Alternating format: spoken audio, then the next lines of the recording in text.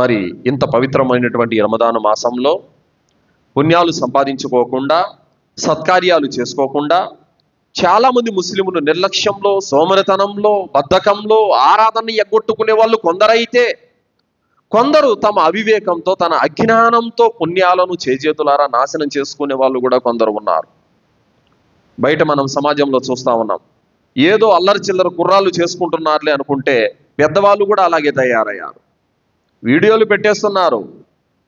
ఈరోజు నేనైతే సహరీ తినడానికని మా మస్జిద్కి వెళ్ళాను, అక్కడే సహరీ చేశాను, అక్కడే నమాజ్ చేసుకున్నాను అని ఇఫ్తార్ వీడియోలు, సహరీల్ వీడియోలు ఇవన్నీ కూడా ఫేస్బుక్లో, యూట్యూబ్లలో షేర్ చేస్తూ ఉన్నారు. మరి అలాగే తరావీ నమాజ్కు వెళ్ళడము, అక్కడ ఎవరన్నా కుర్రాళ్ళు ఏదో వాళ్ళు గిల్లుకుంటూ ఉంటే ఆ వీడియోలు తీసుకుంటూ ఉండడము, ఈ విధంగా బయట సమాజంలో ఇలా తయారయ్యారు కొంతమంది భార్యాభర్తలు కూడా ఏదో అల్లాతో దువా చేస్తున్నట్టు వాళ్ళు పరాచికాలు ఆడడము, తమాష పడుకోవడము, నవ్వులాటగా చేసుకోవడము, ఇవన్నీ కూడా కొంతమంది చేస్తా ఉన్నారు. వాటి కింద కామెంట్లు పెట్టేవాళ్ళు మాషా అల్లా, సుబ్హాన్ అల్లా అని చెప్పేసి వాళ్ళు మరింత అజ్ఞానులు. అల్లా ఆరాధనతో నవ్వులాటగా తీసుకుంటున్నారు. తరావీ నమాజ్ వీడియోలు తీసేది, వాటి కామెడీ యొక్క ఆడియోలు యాడ్ చేసేది, నవ్వుకునేది. ఇఫ్తార్ సహరీ టైములలో ఎవడన్నా తినేది వీడియో పెట్టేది, దాన్ని నవ్వులాటగా తీసుకునేది. ఇలాంటి వాళ్ళందరూ కూడా అల్లాహ్తో భయపడాలి. బయట మన కళ్ళకి ఎవరైనా అలాంటి వాళ్ళు కనబడితే ఇది తప్పని హెచ్చరించాలి. మరి ఎందుకు ఇవన్నీ కూడా? మీరు దువా చేస్తున్నారు, మీరు నమాజ్ చేస్తున్నారు, మీరు ఉపవాసం పెట్టారు, మీరు సహరీ చేశారు, మీరు ఇఫ్తార్ చేశారు, మీరు దాన ధర్మాలు చేశారు, అల్లాహ్కు తెలిస్తే చాలు. అవి వీడియోలు పెట్టి 10 మంది చూడాలని ఆ విధంగా చేయటంతో అది రియాకారి అయిపోతుంది. ప్రవక్త సల్లల్లాహు అలైహి వసల్లం వారు ఏమన్నారు? మన్ సల్ల యురాయి ఫఖద్ అష్రక్. ఎవడైతే ప్రజల మెప్పు కోసము, ప్రజల దగ్గర గొప్ప అనిపించుకోవడానికి నమాజ్ చదువుతాడో అతను షిర్కుకు పాల్పడినట్టే.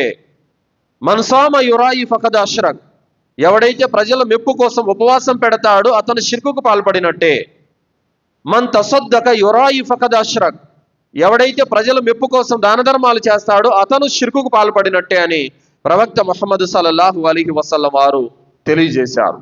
కావున అలాంటి వెకిలి చేష్టలకు పాల్పడేటటువంటి ముస్లిములు ఎవరైతే ఉన్నారో అలాంటి వారిని కూడా తప్పనిసరిగా మనం హెచ్చరించి, ఇది తప్పు, ఇది మానుకోండి, ఇది సరైన పద్ధతి కాదని చెప్పి హెచ్చరించి వారికి చక్కదిద్దాల్సిన బాధ్యత మన మీద ఉంది సోదరులారా. ఎందుకంటే వారు ఖురాన్ హదీసు పరిజ్ఞానం లేదు, ధర్మంతో వాళ్ళు చెలగాటమాడుతున్నారు.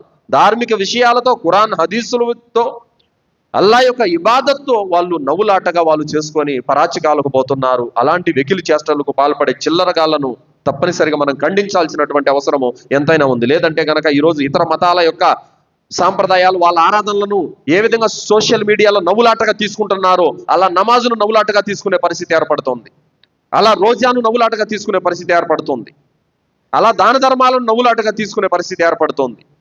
అలా చేస్తున్నారు ముస్లిం కుర్రాళ్ళు కొంతమంది వెకిలి చేష్టలకు పోయి.